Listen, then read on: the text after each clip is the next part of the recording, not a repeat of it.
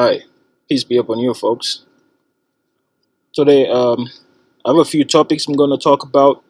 I'll start off by giving a few hadiths, which are narrations of the Prophet and his companions, and then I'll give you an outline of the topics I'm going to talk about, and hopefully by the end of this, I'll tie the topics together nicely in a chronological way. I hope, because it's a lot of topics, but I think it can be done. All right, the first hadith I would like to talk about is the hadith of one of the companions of the Prophet at the time of the Prophet in Arabia. They traveled by ship and they landed on an island. And on that island, they met a being that was covered with hair so much. It had hair all over its body, so much that it was hard to distinguish its back from its front.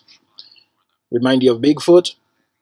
So, this being led them to like a monastery. Um, and then they met a huge man, heavily built, and this man interrogated them like, as the last messenger come?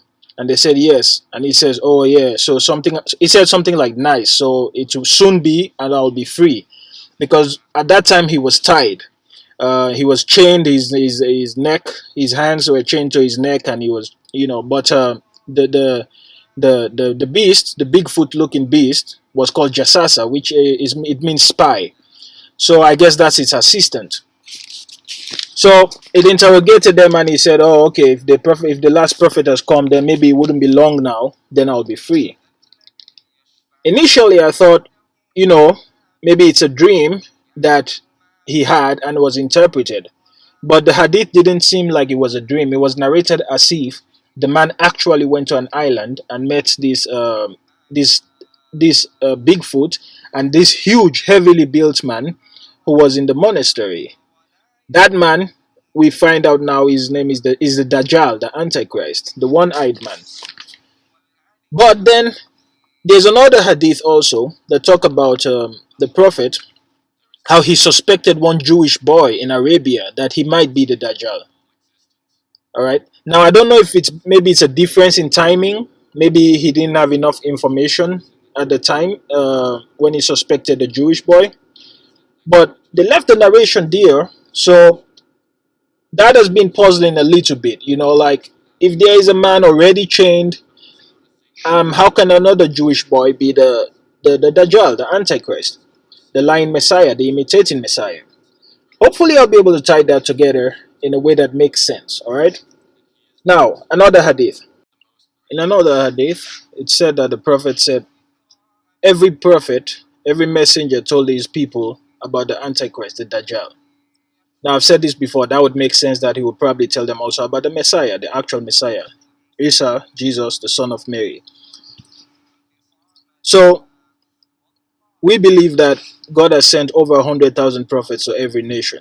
And if he's saying every messenger, every prophet told, or every prophet told his nation about the Dajjal, all right? So it means that every people have some sort of information. And he also said, but he will tell us something no nation was told before, that the Dajjal is one-eyed. He's blind on the left eye. The left eye is like a bulging grape. All right? So we know that. And he's a heavily built man. In another hadith, the Prophet is said to have talked about Gog and Magog. He said there's a creation of people, a type of people that God has created, a type of creation of God that nobody can defeat, nobody can beat. So Gog and Magog, when they come, nobody will be able to defeat them, and that's why the Messiah and the believers will flee to the mountains, and then God would punish Gog and Magog with plague, like with the boils that would kill them, and then the birds would come and carry their bodies away. And he said, Gog and Magog, they're gonna shoot arrows into the sky with the intention of killing the gods. And then God will send the arrows back with like blood. Well, basically like evidence that, oh yeah, you succeeded. Just to get them in. In another hadith, the Prophet said on the day of judgment, Adam, the first man, the first prophet, would be shown to the people. All the creation would be lined up in rows. All the human beings would be lined up in rows. And the jinn kind as well. The jinn kind is what people think are fallen angels, and I've made another post about this, and I've given the difference that they're not fallen angels. They are just a different kind of creation. So you can get that information from somewhere else. But basically, Adam is shown to the people, and God will say something like, "Here is your father," and He will say to Adam, "Here are your children," and He will say to Adam, "Pick the dwellers of hell." And Adam would look and say, "How many of them?" It says 999 out of every 1,000. So 0.1% of the people will make it to paradise. All right, which is similar to the narration of Jesus in the Gospel of Thomas. Is probably in the other Gospels, where I think Jesus, quoting the Gospel, all right, says, "I'll pick you 1 out of 1,000 and 2 out of every 10,000." That 1 out of 1,000, I believe, means 1 out of every 1,000 people will go to hell. Now, in the other hadith, the Prophet says that 999 of the people that will go to hell out of every 1,000, they would be from Gog and Magog. So basically, we're saying 99.9% of the hell of the people are from Gog and Magog who will dwell in hell. And you'll be like, well, the math doesn't add up, probably you would think. But hopefully, by the time I tie this all up, it would make a lot of sense. Now, let me give you a few verses from the Quran. I'm not going to be able to quote it word for word. I'm getting it out of my head right now. All right. But basically, Allah says in the Quran, He says, "I'll give them time because my plan is firm." Allah says also in the Quran, He says, "You cannot cause failure to Allah on the earth or in the heavens." All right. Allah says also in the Quran, it says, "The disbelievers are an object of a plan."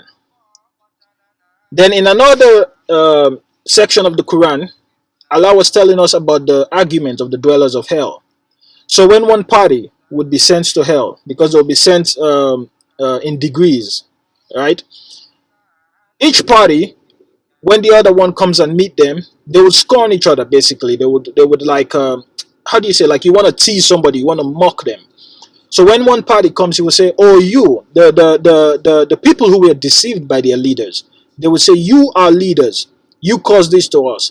And the leaders, they will say, "No welcome for you here." It's like a mocking thing. And the leaders would turn back to them and say, "Neither for you. There is no welcome for you." And they would say, "You are leaders, brought this upon us." And the leaders will look to them and tell them something to the effect, "Well, God has judged between us. Because if God is just and He has seen you fit to be here with us, then you can't just put the blame on us." And the people who were deceived by their leaders will say, "Rather, it was your conspiracy by night and day when you were ordering us to believe."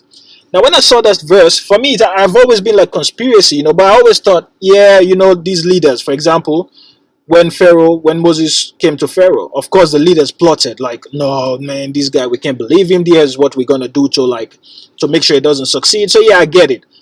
But it always kind of like, I think, stuck with me, like maybe it's bigger than just any ordinary conspiracy. So the ones who were deceived will say, "Rather, it was your conspiracy by night and day when you were ordering us to disbelieve." So it's like they're specifically saying you were ordering us to disbelieve through your conspiracy. And then the leaders who deceived the people would say something else to the effect that if we ourselves were guided, we would have guided you. Like, we misled you just as we were misled. All right? Pay attention to that. They misled you just as they were misled.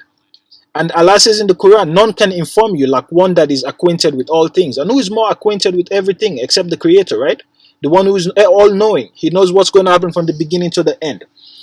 Then the ones the leaders who were deceiving the people, they would also say, "You yourself were wrongdoers. It's not like we force you to disbelieve. We present to you things that were pleasing to your heart, and then you preferred them to the truth. You preferred your music, you preferred your fornication, you preferred your wine, you preferred your gambling. None of you, so how can you blame us? You preferred to be led astray anyway, so therefore we led you astray." That being said, I've given you a few verses, I've given you a few, because I think those are important in the stories, right, as we go on. Now, the topics I'm going to deal with, all right? I'm gonna start off with the story of Adam and Eve in paradise before the fall. Then actually, yeah. Then from there, no, actually, first what I'll do is I'll take you through what I thought was where I thought was Gog and Magog, and why I think I know where it is now. Then I'll talk to you about the story of Eve. All right, and maybe you don't think those have anything to do with each other. And throughout the discussion, I'll take lessons from the Surah Kaf, the chapter in the Quran, the 18th chapter. It's called the cave. All right. Throughout this talk, I'll try to bring lessons from that chapter. Now, after talking about Gog and Magog and my theories before, and then Eve, um, I would likely talk to you about magic, numerology, and things like that. And then um, I'll talk to you about maybe the dome, in fact, or flat Earth. We'll see.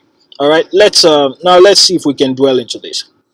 So initially, when I was looking at the hadiths for Gog and Magog, the narrations for Gog and Magog, some people think it's Russia and things like that, but we'll come to that. It's all a deception. All right. So I thought, let's look at because from Surah Al-Kahf, all right, they talk about Dhul Qarnain, basically the owner of two horns. It's a representation of the fact that he owned the ends of the earth, and Allah says in the Quran, we established him upon the earth, and we gave him to everything away. That's what Allah says in the Quran. All right. Now in Islam, we believe these were the two people God gave the whole earth: Dhul Qarnain, all right, and Sulaiman alayhi salam, the son of Dawood, the son of David. All right. So so the Jews and the Christians, they used to come to the prophet with questions, to prove that yeah, he's indeed a messenger of God. Like, would he know this and this? So a lot of people have assumed Dhul Qarnain is Cyprus, and that's possible. I'm not saying that's not possible. But then the history we have of Cyprus, right? It tells us that he moved from the Persian area, the Iran, Afghanistan area. Then he moved towards Turkey, right? That's what they tell us. And then from Turkey area, he migrated towards I think the Caspian Sea, and then towards the deserts of the deserts of Europe, all right? And then downwards towards the Indus area, and then back to the Babylonian area, and then to Egypt. But according to the history we have, they said he wasn't able to conquer Egypt, which is not what God says in the Quran, right? So, but let's be patient. Let's see if this is going to make sense. So I also, when I was looking at it, I thought, okay, maybe Cyprus is the guy. So according to the Quran, and from the Surah Kaf, the Surah of the cave, Dhul-Qarnain followed the way until he came to the setting of the sun. So basically, he was traveling west, right? And maybe he reached like the sea, so it appeared like he had reached the place where the sun set. So that's the assumption I made, right? And then he traveled again, and then he came to where the sun rose, and he found it rising on a people that God said we have made from a people of which we had made no shield against the sun. And then I assumed, well, maybe it's a desert. So I assumed the European desert area. I think like the Budapest desert. I think that's what they are. All right.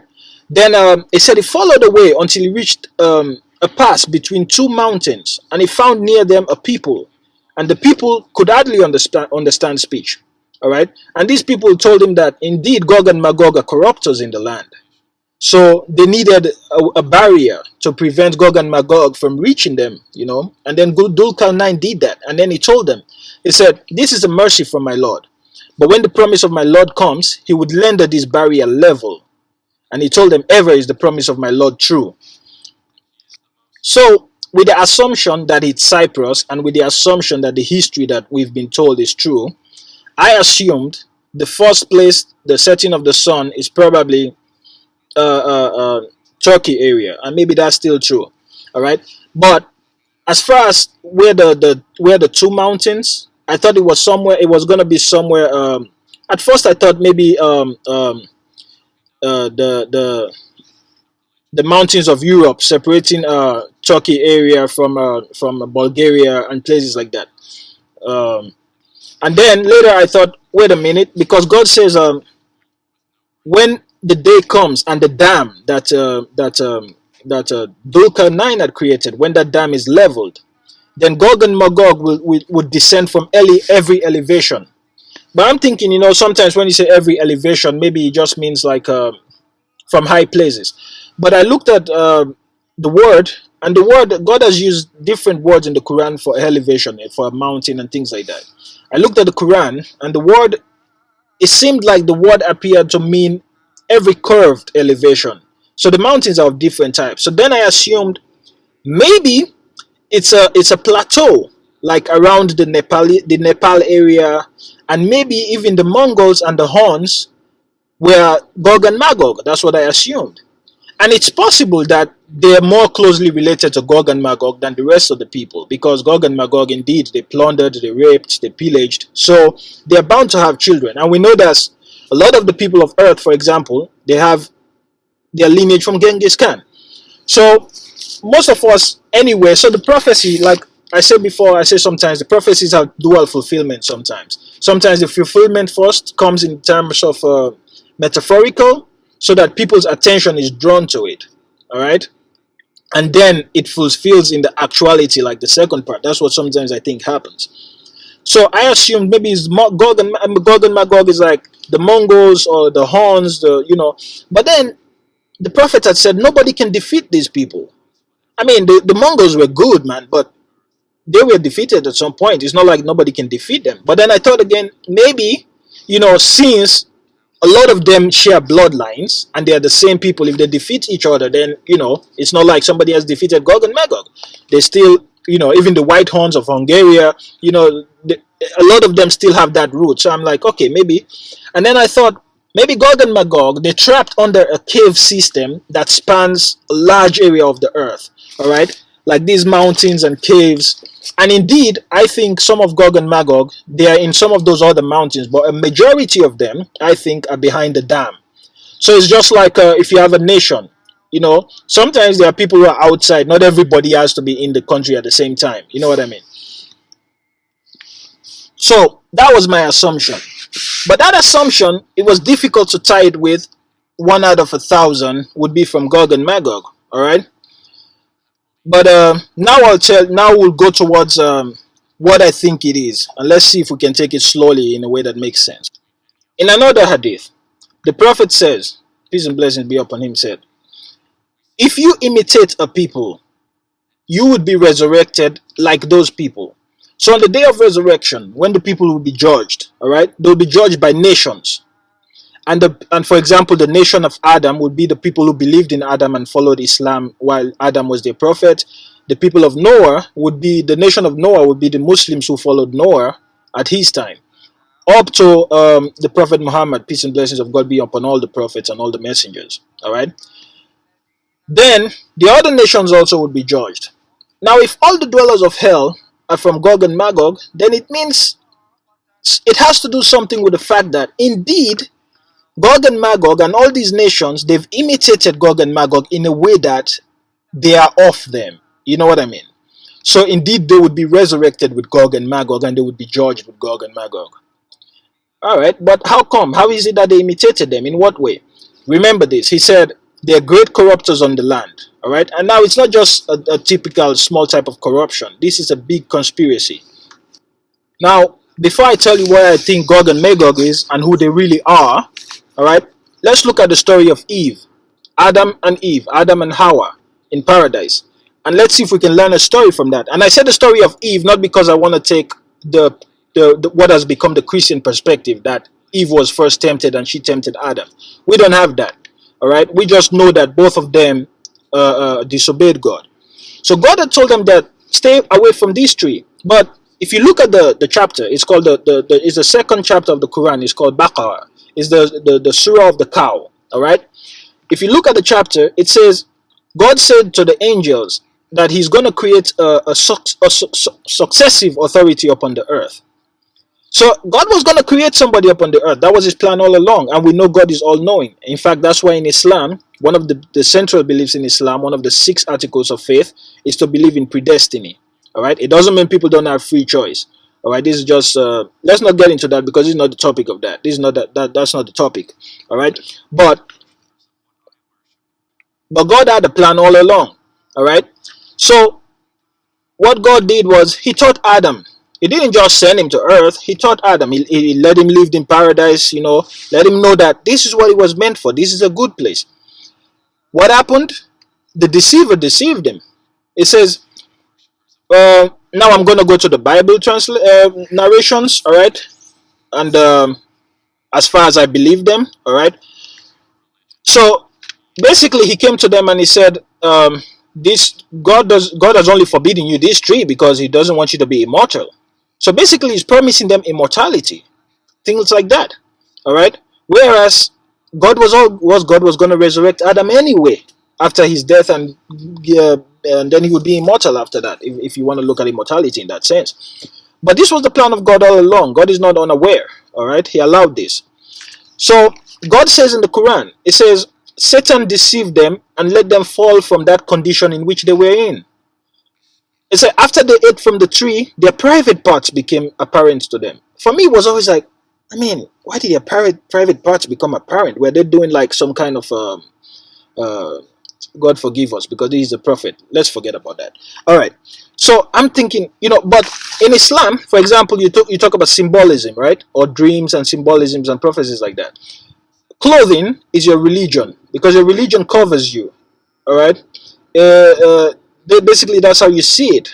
Clothing is your religion. So once they ate from their tree, they were stripped of their religion. They were stripped from that grace that they had. But then God showed Adam how to repent. So God didn't leave Adam alone. He gave him words to repent, and then Adam repented, and God accepted his repentance. But then God sent them on earth, and he told them, I would send you messengers from time to time with guidance, and whoever follows my guidance will be guided. But now here's why I say the story of Eve initially. When they had eaten from the tree, Eve was so surprised. She's like, I can't believe somebody swore to God and lied. Like this man was telling us all these things and he was swearing to God, and I can't believe he lied.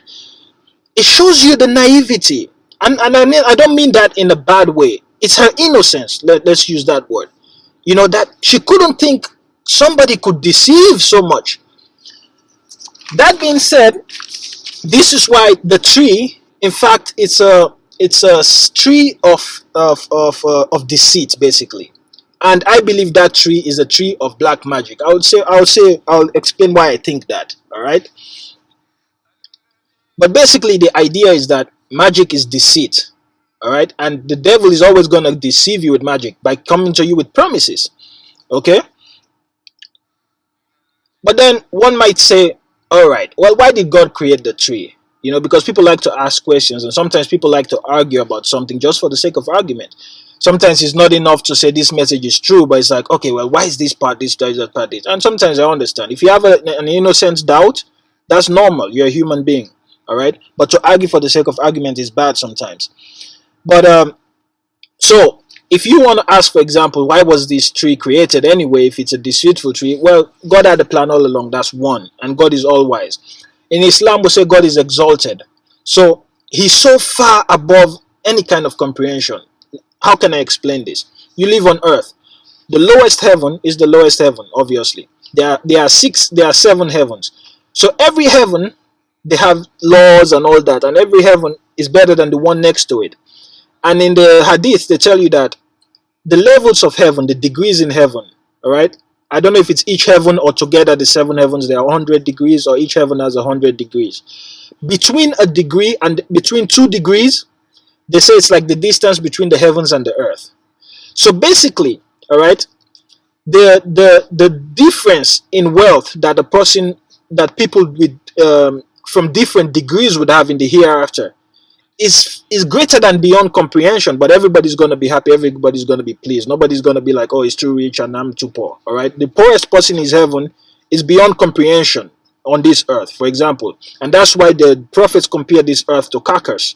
to like a rotten animal. So those who fight for this earth, they're fighting over a rotten animal.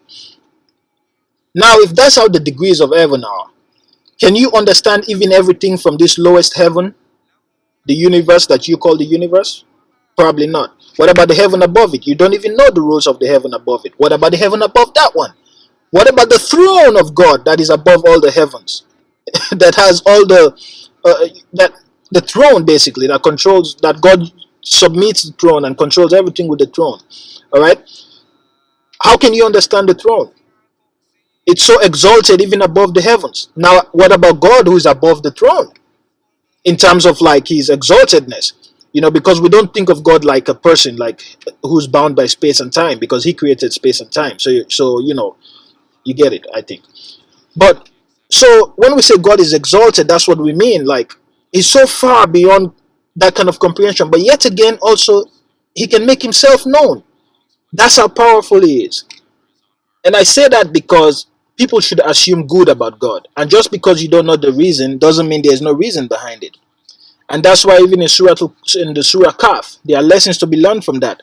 For example, when Moses was traveling with, now people have been quoting him as Al-Qadr, which is like the green. The Quran doesn't say Al-Qadr, but the translations have started saying Al-Qadr. And I found out that there's also a similar person in Hindu tradition. Now, it might be true because, like we said, there were over 100,000 prophets to the people. So once upon a time, the people had the truth, and then they were deceived. All right, and then the scriptures were changed, the rituals were changed. They made it so that it looked like the truth, and so you're pleased about it, but it's not the truth. Just like how magic is an imitation of truth. Magic is not a real thing; it's an imitation of truth. All right.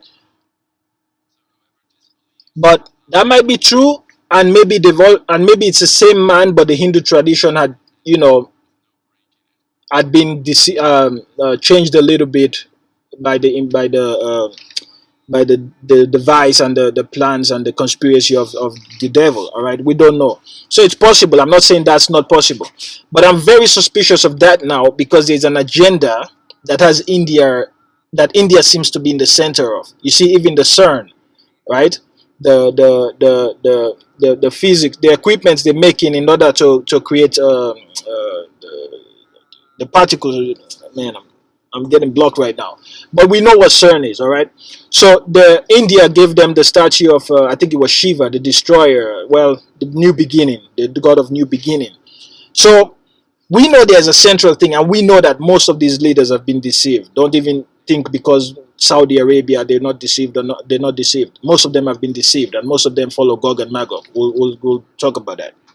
So whatever the case, whoever this man is, he had some knowledge that even Moses didn't have, because Moses is one of the best prophets of God, but his work that he had to do, he didn't need that knowledge. All right, not because God gave you more knowledge on this earth means you're better than the other person, or because God gave you many miracles, because it's not the prophet that performs the miracles. It is God that gives the prophet the miracles so that people can believe, and the people don't believe by their own power. God makes you believe by his mercy. All right, based on maybe what he sees in your heart, if he finds goodness in your heart, if he has found righteousness in you. It's not by your power that you're going to believe. And that's why you see some people, they easily believe, they get excited. That is a risky belief. In fact, there's a story of Jesus and the man who sowed the seeds, right? Some people are quick to rejoice, but then they're quick to abandon the faith as well. And that's why in Islam we contemplate. All right, we don't go to the prayer or place of worship and sing and dance. Yes, when you sing and dance, you get happy and you feel like you've achieved something. You feel like you're elevated. You feel like your faith has been renewed. No, this is a deception. This is a manipulation. You're a human being. You're supposed to walk upright. You're not supposed to be led with your face on the ground. You're supposed to lift your head up, look for the way, and follow it. And in fact, God is going to turn some people into animals according to some beliefs. An animal resembling who their nature is. Because God created you as a human being, gave you a human soul, and then he proportioned you as a human being. He didn't leave you alone. He gave you opposable thumbs. He gave you erect, upright status, right? And then he gave you intellect. And then you have an experience. But how many of us learn from the experience, right? And the experience is essential because we know that How many of us, when we grew up, we were like, man, I remember when I was a teenager, I thought I knew so much. That alone should tell you that, wait a minute, if somebody comes to me with information, I should be patient. And let's see if it's a true information or not. Let me not just try to argue against it because maybe he's telling me I should stop drinking, and I don't want to stop drinking. I like to drink. I like to party. I like to mingle with girls. So I don't want to hear it. But what if it's the truth? The truth should be preferable to your desires. And your experience should tell you that there's something you may not know. So I'm not saying accept the information blindly. Obviously not. That would mean you're not acting like a human being, and you're a human being. So act like a human being. All right. So contemplate the Quran, and that's all God is telling you. He said, God asked several times in the Quran, like we give the people several examples, but the people refuse everything except disbelief. The message is not something foreign to the nature of truth. It's not something foreign to your nature. But how many people have really taken the time to listen to it and have it explained to them? And if you still don't believe in it, then hey, at least you've listened fairly, not with. So now back to Moses. Moses followed this man who God has given a certain type of knowledge. All right, and they were traveling, and then all of a sudden the guy put a hole in the boat. The people gave them a ride, and then the guy put a hole in the boat. But before they left, the guy had told him, he said, I don't think you will be patient with me. With me, you would never be able to be patient. And Moses said, you would find me, I think, if Allah wills that I would be patient. And then the man told him, he's like, all right, if you follow me, do not ask me about anything until I tell you what it means, okay? And then Moses agreed. So when they were traveling, they embarked on a ship, and then the guy put a hole in the ship. And then Moses is like, oh, whoa, what have you done, man? You put a hole in the ship to drown the people. And then the guy reminded him. He said, did I not tell you you would not be able to be patient with me? And then Moses said, all right, my bad, Then they traveled again. They met a boy. The man killed him. I think he snapped his neck. And Moses is like, whoa, have you killed a pure soul that has not done anything wrong? And then the man is like, did I not tell you you would not be able to be patient with me? And then Moses is like, all right, if I ask you again, then okay, you can kick me out. Like you can dismiss me, It's my mistake again. Then they traveled and they came to a town. They met a wall that it was about to collapse. All right, when they came to the town, the people didn't give them hospitality.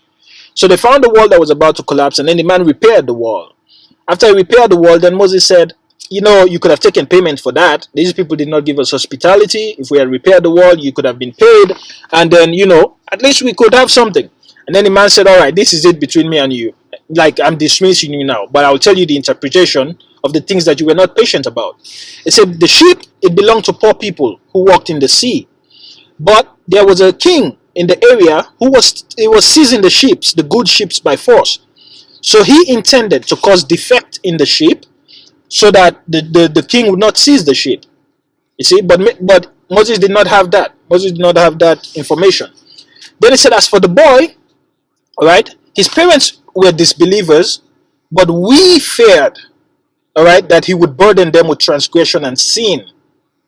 So now he's talking about he didn't just do it on his decision. It's also God, So God intended that he would substitute for them a better son, one who is purer, because these are believing people. God wanted to give them a believing son, all right, a believing child. And then he said, as for the wall, it belonged to two orphans who lived in the town. But I think the orphans, there was a greedy man who was taking care of the orphans, and the orphans, their dad had kept treasure for them under the wall. And if this greedy man had seen the treasure, he would have seized it. All right, so Al-Qadr, I call him Al-Qadr because we're so used to it. I don't want to assume that's what his name is. All right. So the man Moses was following said, so I repaired the wall so that when these kids reach maturity, then they can retrieve their treasure. This man would not steal it from them. So he didn't do it on his own. So again, sometimes people ask, why is there suffering in the world? And sometimes, like, let me tell you, I understand. All right. Suffering. When it's easy to say, to give an answer like that, why is there suffering? But nobody likes suffering. Trust me. All right. But we should understand that everything belongs to God. And first of all, he will do whatever he wants with anything that he wants. But God is good. And everything that God does, there's a good intention. So even if something bad happens, God can make the outcome good without you knowing, because God is exalted. His ways, they're beyond numbers, they're beyond comprehension. All right. So sometimes we see things that are suffering, and we think, oh, God is not good, and that, but we don't understand the end goal of God. And God says in the Quran, will take you from state to state. All right. And through these states that God takes us through, He elevates us. Sorry. If we rely upon Him, all right, because we don't have power. That's what God, I think, wants us to know, that we can only do this by His mercy. We don't have any power to do it on our own. But the thing is, sometimes when something comes easy to you, you tend to think, oh, why the other people not refraining from this, Like, I'm going around like this, why are all these people not doing like I'm doing? Because it came easy for you. And in fact, that's what deceives the devil. Because he had an image of righteousness, and so God allowed him to mingle with the angels. This was before the fall, all right? So he thought, he elevated himself. And God always knew, God knows our intentions, but He lets it go. He is patient. He would reveal, God says, we will try you until we make evident those who believe from those who do not believe. God knows who's going to believe and who's not going to believe based on our actions and all that.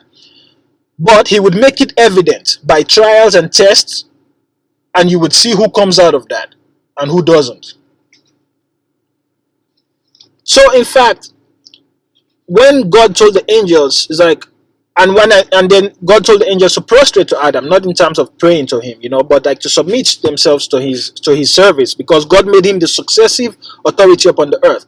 Because the jinn kind, they had authority upon the earth, and Satan, Iblis, because he was so righteous or seemingly righteous, they allowed him, like he could hang out with the angels. And I think even before that, some of the jinns could hang out with the angels, although they were like really bad ones. So every now and then, I think they would destroy them and whatnot.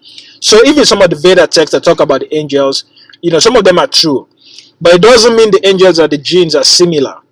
It's just like when the angels come to the prophets, for example, they come in human form, all right? Because the angel, his true form, I don't think the earth can stand it. If an angel comes on earth in his true form, I think it would eviscerate the earth. It would evaporate it. All right. So it's possible that they would mingle with the jinns in a manner that looked to them like they were also jinns. Like, oh, we're not too far from each other. You know what I mean? But they're totally different. The angel in his true form is not comparable to a jinn kind. So Satan, he thought he was better than everything. He thought, oh man, God has elevated me. So when God told him to prostrate to Adam, he said, no, I can't do that. He said, I'm better than him. You created me from fire and you created him from clay. Like, obviously, why would I prostrate to this one? Why would I be at his service? I'm better than him. So God said, oh, so you have always been arrogant? So God knew, but God was going to make evident who believes from who doesn't believe. Get it? So then God passed the judgment, and then Satan made it his duty to deceive the son of Adam. Why? He wants to prove that he's better than you. So he's not going to rest. God says in the Quran, they see you from where you do not see them. And they take the amount of human beings on the earth, the jinn kind, they're more than that. They're more than us in number. And the angels obviously are more than that, are more than the jinn kind in number, because the angels take care of the affairs of nature, and you have 2 angels on your side, and the jinns have angels on their side too, because angels record your deeds. All right. So now back to the fact that back to the question about, okay, why would God create this tree? Well, we don't know the whole information about. We just know there was a tree. But what else do we know? God says in the Quran, we did not create the heavens and earth aimlessly. All right, that's the assumption of those who do not believe that, oh, this is just a joke thing, like it's a chaotic thing that just come out from nowhere, and then, who knows what's going to be its end goal, like. But we know it had a beginning. Anything that has a beginning, there must be something before that, like something at its beginning to give it its beginning. Time had a beginning. God gave time its beginning. So if you sit down and contemplate life, some of these things, God can reveal them to you. Like I say, it's not your power, all right? It's the mercy of God. So back to and we know that, and God said, yes, I did not create the heavens and earth aimlessly, all right? I did it so that every soul can be recompensed for what it earned. So the heavens and earth is a system of accountability, all right? It's a system of records. Your actions have consequences in the heavens. They create a disbalance. They disturb the harmony, and obviously the universe is going to try to balance that. It's just like if you have a system in equilibrium. If you change the equilibrium, the system is going to try to balance the equilibrium. All right. So the whole universe is set up in a system of justice, in a system of reward. In fact, they tell you that on the day of judgment, God is going to tell you that I give you back your deeds. And God says, I do not wrong. God is never unjust to the servant. So it's not like God is being unjust. He's giving you back the things you did on earth. That's all he's doing. He's paying you back. So the people in hell, that's all he's going to say. I give you back your deeds. You know? So I don't want to speculate on how the tree came there and why the tree is there. But just know that our actions have consequences. And, maybe, like, for example, if you praise God, they tell you that the trees in heaven, they made of words like Subhanallah wa bihamdi. It's hard to comprehend it in this life. But basically, your words have actions. Words are powerful. Nowadays, words are meaningless for people. And the deceivers are counting on that. They want us to lose all meaning in life. Because their goal is to imitate truth. Is to create a reality that imitates the reality of God. Their own paradise. Because they know, like, they don't want the paradise because they think they're better than Adam. They're never going to bow to Adam. In fact, you know what? The prophet, according to some hadith, he's asked, like, what can Satan do, like, for God to forgive him? And God said he can go to the grave of Adam and bow there. Satan would not do that. So he could do that, but he didn't. He doesn't want to do that. All right? And even when you look at, like, these occults, and that's why sometimes people talk about, oh, these leaders are enemies to each other. None of them are enemies to each other. Yes, maybe they're part of a game, all right? Some part of duality, of balance, because there's some sort of duality, but God has information about that, all right? The truth is with God. You see some of them talk about the worshiping the sun or the black sun, But basically, God says he created the night, and then he extracted from it its light, its day. So God can create something and extract from it another thing. Something that might seem negative, all right, within a balanced system, it has its place in the knowledge and wisdom of God. But God has prevented some things from us because we cannot use those things in the balance that are needed. Now, so when you look at it, it looks like the tree is in fact the tree of deceit, is the tree of magic. It's an imitation of reality. And once you eat from that tree, you're stripped from your religion because you've depended your. And if you want to know about magic and black magic, I have another post on that. But basically, you've said, I don't need God as a refuge. I don't need to depend on him for my needs. I can go to magic. I would be powerful. I would have this. I would have that. And that's what the Satan promises you. Now, let me give you another story. There was a man, he was going to cut down a tree because people were worshiping the tree. On his way, Satan met him. Satan disguised as a man. And he said, don't cut that tree. And the man is like, no, I'm going to cut this tree because people are worshiping this tree. And then Satan is like, hey, if you leave this tree, every day when you go to your house, under the bed, you'd find, I think he said 3 pieces of gold. And he's like, and the man is like, are you serious? Something like that. And he's like, yeah, even right now, if you go, you'd find 3 pieces of gold. And then the man left the tree and he went. And he found 3 pieces of gold. He was happy. The next day, he went to look under his bed. He couldn't find anything. So he's like, I'm going to chop up this tree. And then Satan met him again as a man. He's like, no, you're not going to chop up this tree. He's like, oh no, I'm going to chop up this tree. But then Satan was able to overpower him. Why?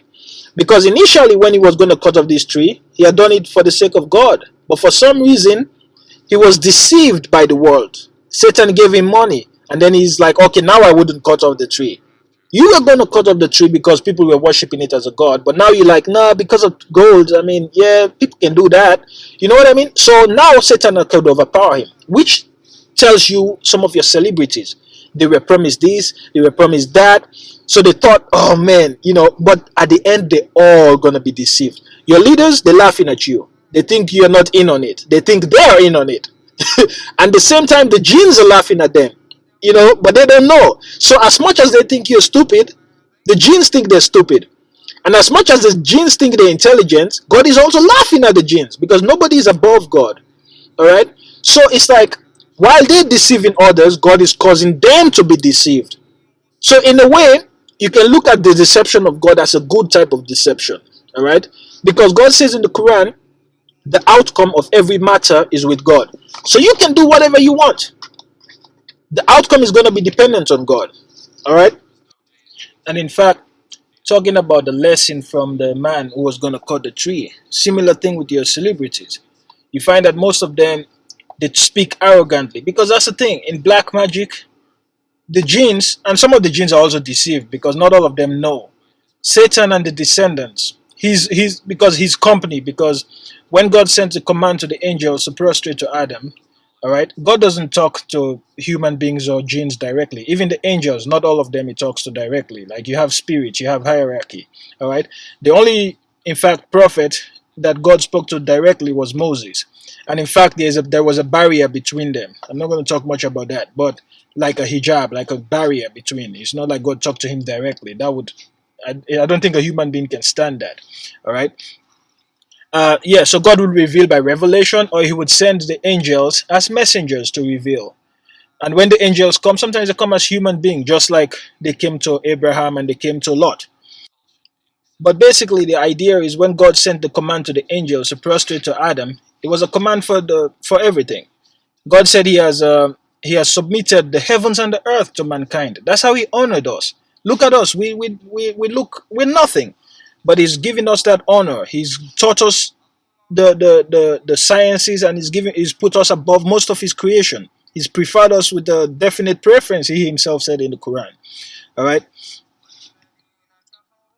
So when the command came, Iblis and the descendants and some of his company, they decided no, they're not going to do that. They're better than Adam.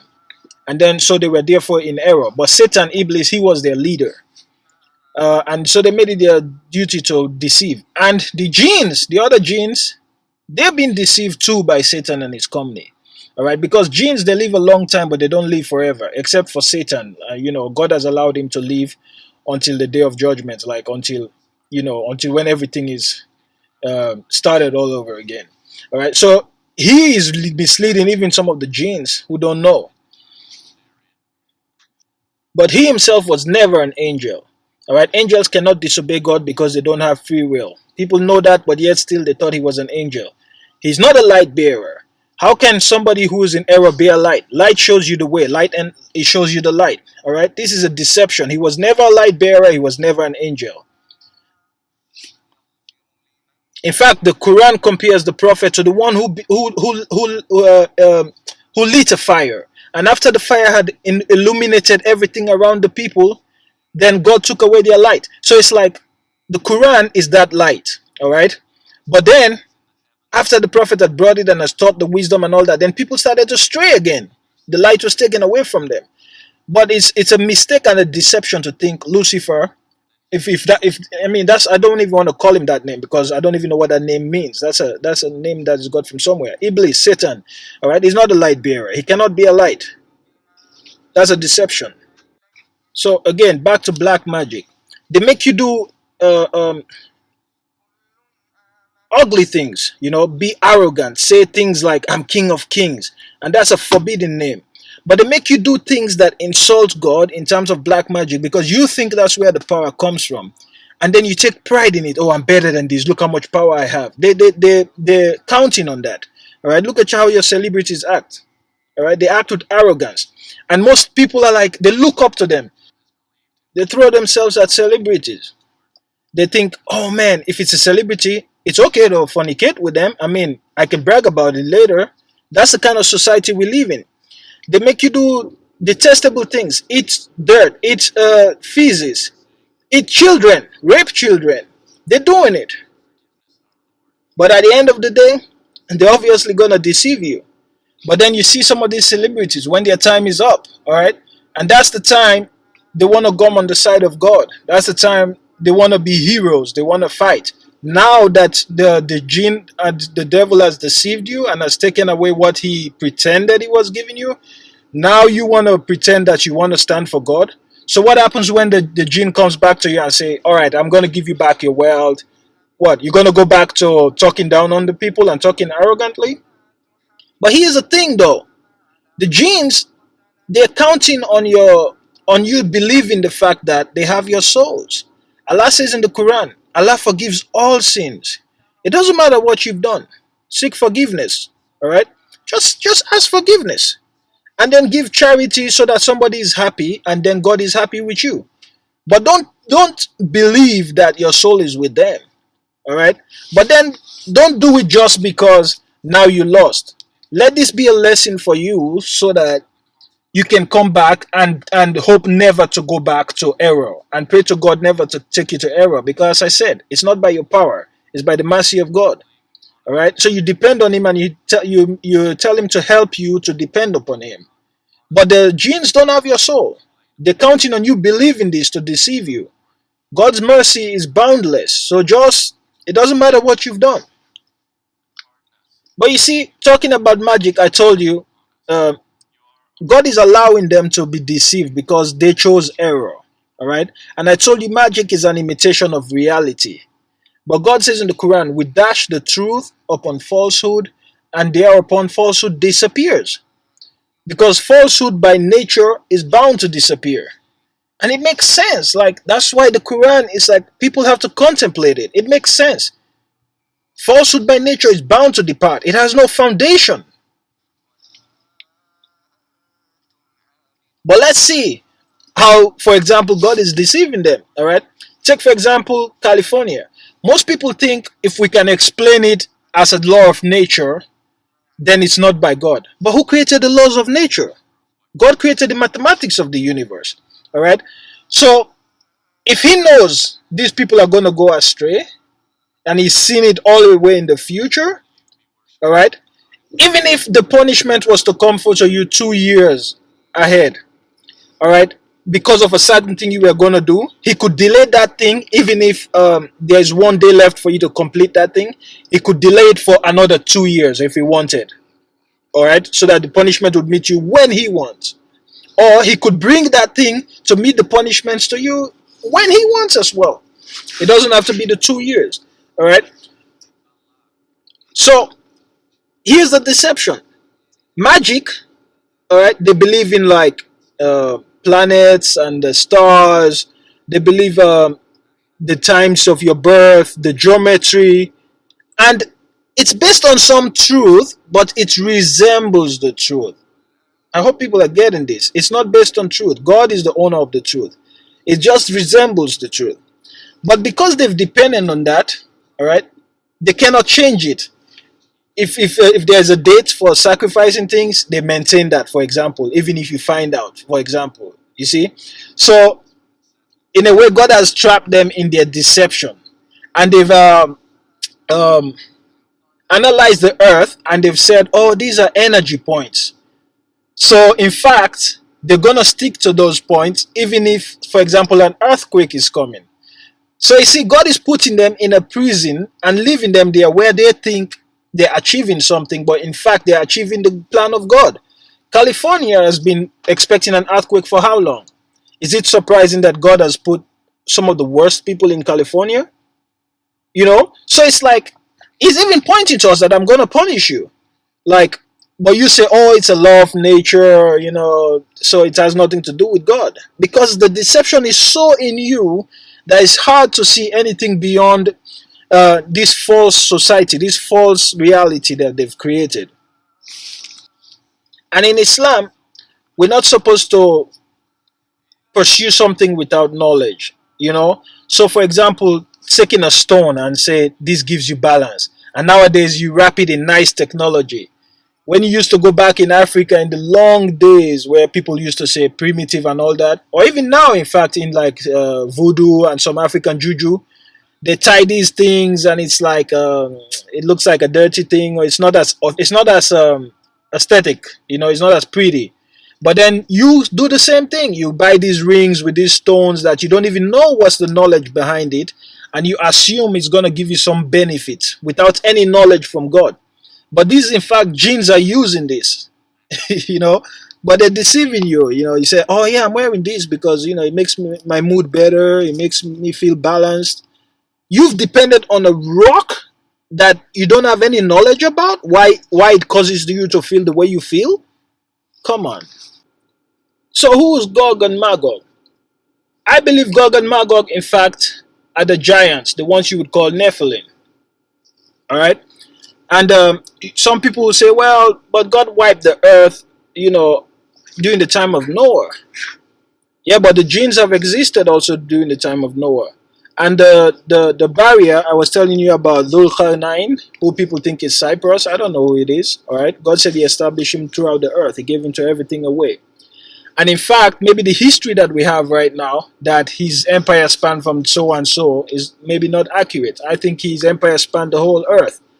And maybe even the idea of we have of a globe earth is not very accurate. It might be similar to the truth. Maybe the flat earth is not exactly the truth. But this is the thing about the deception. I studied physics in school. Now after I analyze everything I thought I know, everything I thought I knew. So I think even after Noah, they started developing Nephilims again. You hear these stories about the Nordic countries, how Odin would come and mingle with the women. What do they say about Odin? He's one-eyed. We know that Dajjal is one-eyed. All right. So we know the genes, they come and manipulate with the women. But here's the thing. They have rules that they follow. And unless you break certain rules, they don't have power over you. So don't desire the jinn. Seek help from God. All right. Depend on God, and God will protect you. And God will give you what you want. God has decreed for you this earth, and He's prepared for you a place in paradise. He didn't create you for here. Just be patient a little bit. But I think we should finish the talk and talk about the Gog and Magog and the Dajjal, how this all plays out, and wrap up the Hadiths that I was talking to you about in the beginning. So I think Gog and Magog were there, and now what they say is an Arctic. Let's assume the Earth is a globe, all right? And they say there's a hole in the Arctic. It's very likely.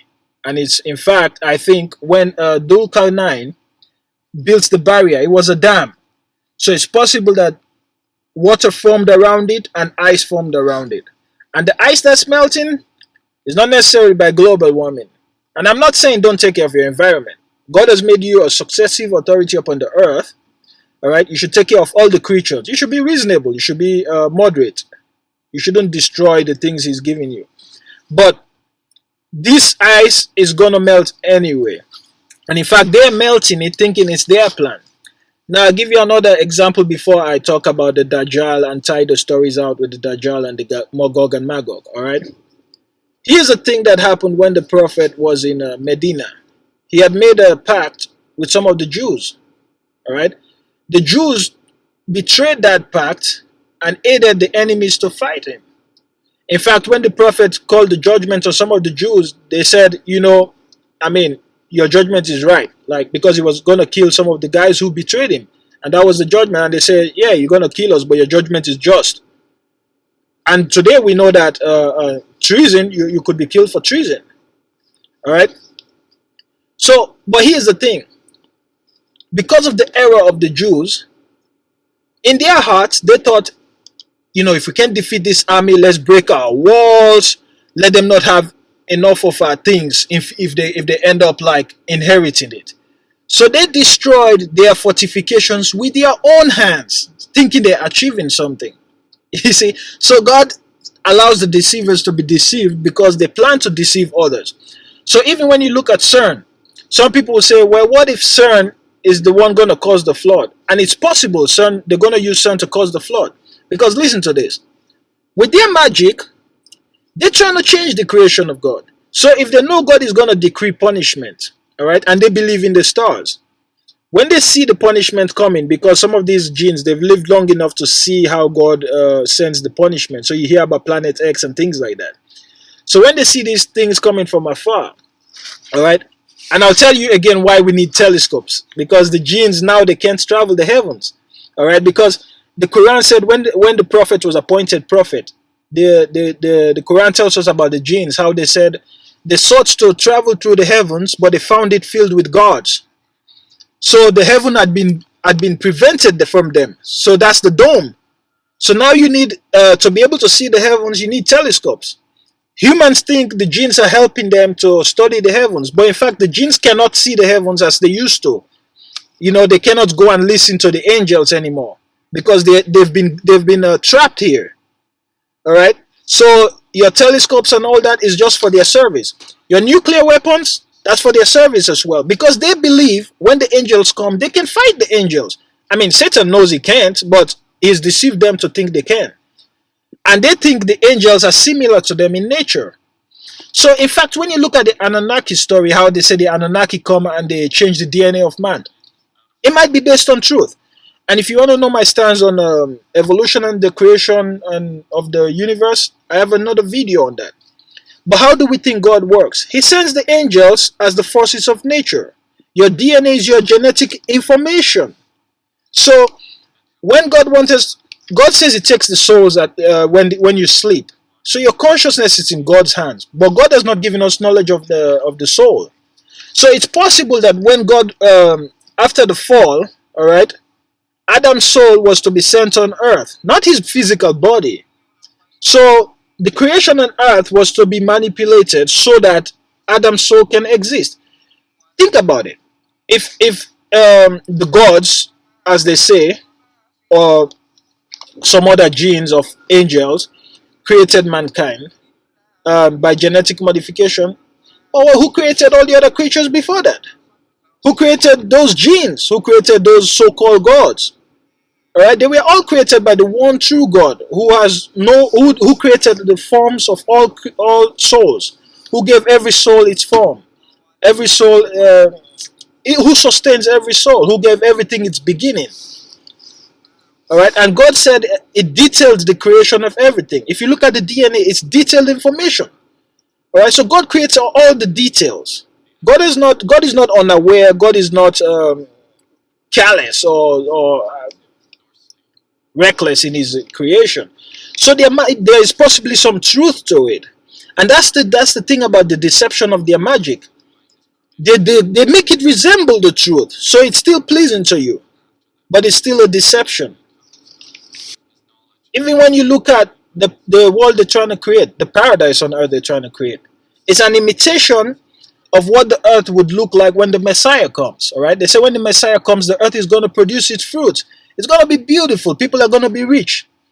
What are people? And in fact, there's a narration that tells you that in paradise, everybody would know his home in paradise like it's natural to him. And when you go, you don't need to begin to look for keys and begin to find or open the door. The door recognizes you, and if you want it open, it opens. Nowadays, we have technology, so people are like, yeah, I can see how God can do that. You see, God is, even at that, God is using technology to make us still believe, even though it's the genes and other people trying to deceive us to think, well, I mean, you could have paradise here. It's not like it's that much different, but in fact, it's very different. All right. So the same thing that God can use to lead one person astray because of his error, He can make another person believe with the same thing. All right. But they're trying to imitate that, but it's a false imitation. So you have nowadays, you can just clear. You have like a small card, and your door can just open. You know what I mean? Or you have a camera detection, and you can program the camera that whenever it sees me, let the door open. The door cannot read your thoughts, obviously. You do not have a psychological, you do not have a natural, innate connection with the door, but you've imitated that paradise. Now they have genetic modification, so the fruits are huge, they look pretty, but they don't taste as good. You know what I mean? And they cause cancer. So it's like they're imitating that paradise which they see, or let me not even say paradise, the paradise on earth which the Messiah is to bring, because even the paradise on earth which the Messiah is to bring is nothing compared to the real paradise which we would live in for eternity by the grace of God. All right. So you look at that and you say, oh yeah, the genetically modified food, they cause cancers and all that. Then they say, well, you know what? We can clone now. So even if you have cancer, you can harvest the clone, do a transplant. You would live forever. The day we know how to transfer consciousness and transplant a brain, what else do you need? So it's like they're promising you immortality, all right? And you think, but here's the thing, as I said before, we've not been given enough knowledge of the soul. What if the soul ages and the body is just a reflection of that? Because truth makes sense, all right? So a thing, when it goes through an aging process, it should reflect that it's aging. So just because your body is aging, or I don't think if you put your mind in a new body, then you've understood everything there is to understand, and you're going to feel all young and nice. And you would see some of them, they would talk about, oh yeah, they would resurrect the dead. Good luck with that. And some of them might even have met Hitler in one of those bunkers and stuff like that, and think, well, it's true, they can resurrect the dead, because that's part of the deception, and that's why they want their Messiah. All right, so that they can imitate the actual Messiah, and then the genes will submit to this Messiah. And nowadays they have all your information. You keep all your information on Facebook. They know how you feel with certain emotions. All right, they have your DNA. So they could make somebody look like they're resurrecting your parents, and you believe, like, oh man. Because here's the thing, people think life is the most important thing. You hear people say all the time, oh, these were the lucky ones who made it alive. Some cases, yes, they're the lucky ones, but sometimes death is a mercy. All right, because you're going to heaven, you're going to God. Why do you want to stay here? You know. But all the plan is for us to depend on this life. So now, even when the narration of the Muslim narration of when Jesus raised because the woman was crying. She said she wouldn't leave her child's grave unless she's resurrected. Jesus resurrected the girl according to the Islamic narrations. You know what the girl told the mom? Like, why did you do this to me? Do you know the pain I go through to die? And now you brought me here, so I have to go through it again? You see? But nowadays people don't think like that. All right? But here's the thing. They're not going to resurrect the dead. Even these clones, they're just empty shells for genes to live in, to abide in. Because I think the dimension that the genes are in order to get their frequency and all that to come to a dimension, it's not all that easy. So sometimes they need these empty shells, or people who are willing to let themselves be possessed, you know. And again, another thing about how God deceives them, all right? People are talking about CERN and how they're trying to tear the veil. Well, didn't Jesus, according to the gospel, already said, this heaven above us will disappear and the one above it will disappear? So even if at the end of the day, God causes the heaven to disappear because of their actions, yes, God is going to give them that burden, that error. They're going to carry that burden in terms of sin, because that's what they plan. But in fact, they're carrying out God's plan, because after the heaven is removed and the one above that, it's going to be a blessing for the believers, because now the command of God, all right, you're now in a, pretty much your status as elevated, because now instead of having 6 heavens above you, now you only have maybe 4 or 5. You see what I mean? So in fact, the time is going to come when the Muslims are going to be so enlightened, and that's why it's good to read Surah Al-Kahf often on Fridays. All right, you're going to come to the time when you're going to be so enlightened that when the Antichrist comes, you're going to be able to see on his forehead written Dajjal. And I have another post, and I think it goes with this. You can watch them you can see them or listen to them independently. But I think they have information that both, because sometimes I don't want to dwell on what I dwelled on the other post here. But the information, I think they go hand in hand, but they can be independent. So yes, it's possible sun will tear the veil. And while God is making them think that this is their plan, in fact, God is leading them more and more to deception. More and more to his plan. Because God says his plan is firm. He would give them time. God is seeing everything you do. God doesn't need to send the angels to kill you, but yet or for nature, or for there to be disasters. But when those things happen, they want the ones who remain, right? So so God has a plan for everything. But if he wills, he could just tell your soul to die. He could just command your soul to die. He doesn't need to do much about it. So in their occult and in their what they think is knowledge, all right, they believe in certain things, and they think they can change the reality by imitating the truth and then maybe even reversing it. You see that even now, people talk about the fact that sometimes they use words that you'd have to play backwards to get what they're saying. That's part of their belief systems. They think these things work. They think if they imitate the coming of the Messiah and all that, they could reverse something. I mean, obviously, Satan knows this is not going to work, but he wants as many people as in hell as possible. All right, and it's not like he's the Lord of hell. That's another foolishness people abide by. He's going to be punished in hell. He's Lord of nothing. And then what else they believe in, which God uses also to deceive them? They try to tell you. In fact, the Bible says something like God always tells His plan ahead before to His chosen ones. So you see, they imitate that. They tell you what they're gonna do. They don't tell you outright. Maybe you were listening to the Daily Show when they were talking about somebody making a plan for 2018, and then what's his name laughed, and he's like there's gonna be a 2018, and people laugh. They're like, oh, he's funny, ha ha ha. These people are telling you what they see. They're telling you what they think. They have to tell you because it's part of their belief and it's part of them mocking you. And you see these music shows, everybody lifting their hands up.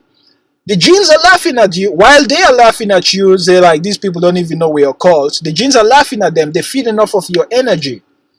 And we know from the hadiths that the jinns get sustenance from bones. So I don't know. I guess there's something in the bones that they eat. So it should not surprise you that Nephilim and things like that eat children. And they make these people who think there is actual power in magic, that if they do the same things, and you see people tell you about how they made a deal with the aliens that give us some of your people, then we'll give you the technology. They're just going by their desire, man, just eating people just as they used to. And they some of them who don't know everything or don't know anything, they hope that if their plan is right, um, then when the Messiah comes, they would be able to have life on earth, and then they don't need human beings anymore. They could be cloning you so that now they can have their people that they eat, because I guess it's a delicacy or something. But you think you're gonna be like they're gonna give you some kind of high status. And the genes, if they've possessed your body and your body gets old and they have clones, they don't need your body anymore, they deceive you as well. So at the end of the day, you're all being led to the slaughter. So yeah, the genes get sustenance from bones, but we eat flesh, but we eat flesh that's allowed and flesh that's forbidden, and we stay from flesh that's forbidden. So yeah, you have the good genes who are religious and they eat the things that are right. All right, maybe they're allowed to eat bones from animals, but not bones from human beings. I mean, or their marrow or whatever. I don't know what the substance comes from. Maybe it's an iron thing, or I don't know, hemoglobin or whatever. So you can see a lot of the similarities and understand what they're trying to do, because they're trying to imitate God. What else do we know? God is all seeing, right? So now they want technology so that you have cameras everywhere. So their imitation is a false imitation. And they hope that when the Messiah comes, they will be able to have that, live in this plane in a way that's similar to how they were able to live when there was no dome, so to speak, I think. And so still feel enough power. All right. And then they have all these human beings who've given them all these clones and things they're going to be eating. But here's the thing, we were talking about Gog and Magog. They're going to shoot their arrows in the sky to try to kill the gods, as they thought as they thought those were gods, So in fact, all right, all these dynamics they created with nuclear weapon, in fact, the genes are just waiting. They're stockpiling. I don't know if some of these leaders believe that they have to play the game and then eventually that would decide, you know what I mean?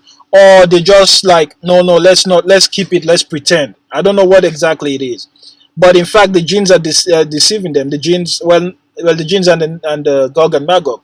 And Gog and Magog are going to use those arrows, those nuclear weapons, I believe, to shoot into the skies. Maybe to destroy the dome and to attack the angel. But this will be after the Messiah comes. So when the Messiah comes, and with the angels, um, and I'm talking about the real Messiah, Isa ibn Maryam, Jesus, the son of Mary. His coming is going to destroy their Messiah, the false Messiah, the liar, the Antichrist. And then it is after that destruction that Gog and Magog will descend from every elevation. All right.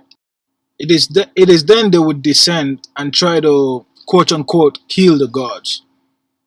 And when the arrows come with evidence as if yes, we've indeed killed the gods, then they're gonna think yeah, we've killed the gods, and they're gonna be happy about that.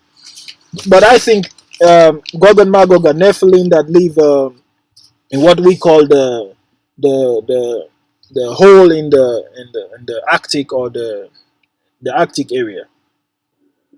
So yeah, they're just trying to control you, have you for their food, because they see you as livestock. Honestly, they don't have much respect for you, you know. And that's why sometimes yeah, it's interesting to see how they work.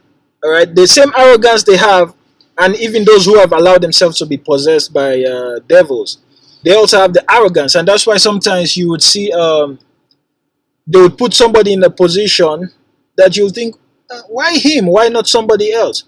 Because sometimes you need a high-ranking member to be in a position where maybe you can make fun of other high-ranking members. They're not just gonna put uh, every Jack and Jill in a position where you can insult your leaders and 33-degree Freemasons. You see what I mean? So they want to give this idea that they can create a world, and be like God, be all-seeing, and have control over everything. And God says we believe in predestiny, as I said, but that is based on God's knowledge and wisdom. But whereas their control, all right, they want it so that it's by numbers. They can predict everything. If the economy is like this, they can predict it and manipulate it in order to get a certain result. You see what I mean? So that everything they can control, they have control over. So in this respect, they're just trying to imitate God. Oh yeah, one more thing. I didn't address the issue about the Dajjal who was met in the island, and the fact that the prophet said the Dajjal will be a Jewish boy. All right, a heavily built Jewish boy. I mean, it might be the same person, but I think what is gonna happen is, I don't know what state this Dajjal is in right now, his condition. But I think it's his consciousness that's gonna transfer into this person. Um, I guess it's not a long argument, really. It's not. That's all there is. But then again, you see it like they have the idea of the resurrection of their Messiah. So in fact, they're trying to imitate. But what they've done is they've actually lied to you, because Jesus was never crucified in the cross. Somebody else was made to look like Jesus. And in fact, there were some Christian sects that believed this.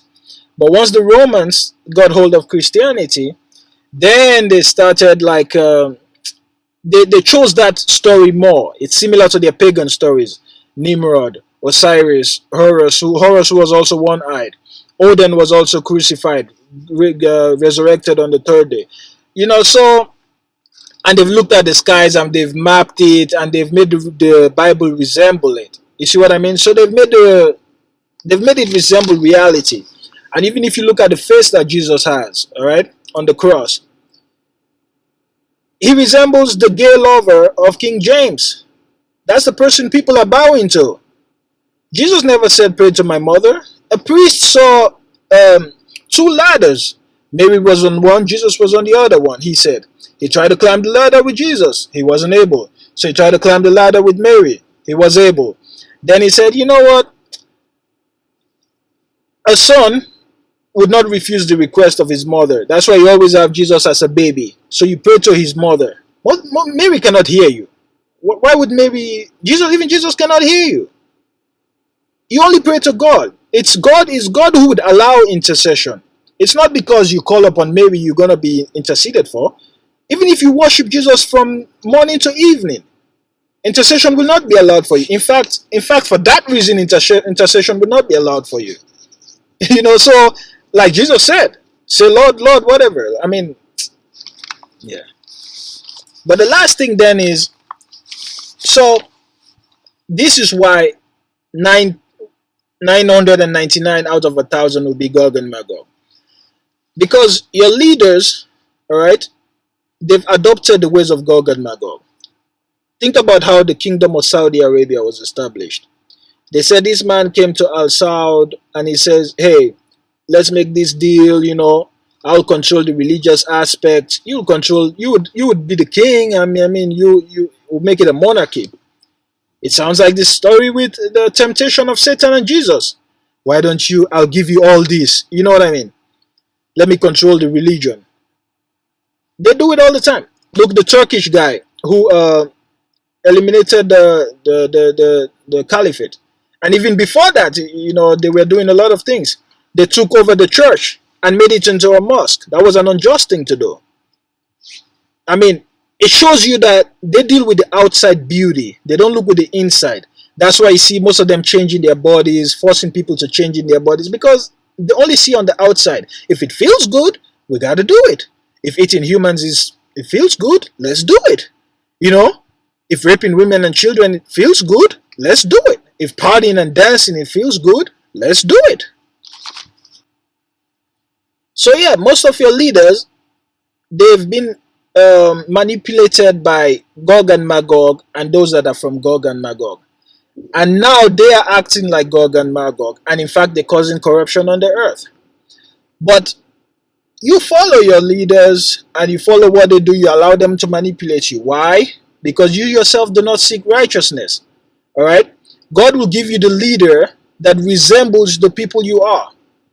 All right? And in fact, God is going to turn people into animals, because they refuse to walk like human beings. They refuse to lift their head up and walk upright and look for the way. They put their head down and they allow themselves to be led like cattle. That's why God says in the Quran, some of the people are like livestock. Some of them, maybe even worse, because livestock is made like that. But you are made like a human being. Why you don't behave like a human being? So I think once you figure the explanations out, then it makes sense that you don't have to be a Nephilim to be from Gog and Magog. You just have to imitate their lifestyle, all right? And follow your leaders and accept them when they tell you, "Oh, this is freedom, this is equality, this is love. We're free to change our bodies. We should not change the creation of God." That's what Islam is. That's what the truth is based on. All right? You should not be genetically modifying things and stuff like that. But guess what? You follow the movements. You in gay pride parades. You in transgender parades. Let's live and let's live. You've abandoned the Sharia. You're like, "Oh, I prefer the constitution of so and so country over the Sharia." Are you serious? You see? So you've decided to be from Gog and Magog. All right? So the prophet wasn't wrong. And even the gospel wasn't wrong when they said, "I'll pick you one out of 1,000, that is the dwellers of paradise, and 999 out of 1,000 for the dwellers of hell, and they are Gog and Magog." So in fact, all the disbelievers and corruptors are basically Gog and Magog. I think that's it, really. I hope this makes sense. And I think maybe I was in a little bit of a hurry doing it. Maybe I spoke a little bit too fast too, because I think there was a lot of information. Because if I had spoken slowly as well, look how long this took. So I hope it makes some chronological sense to people, and hopefully they can tie it all together and benefit from it. Anyway, guys, good luck with your search for truth. Okay, cheers.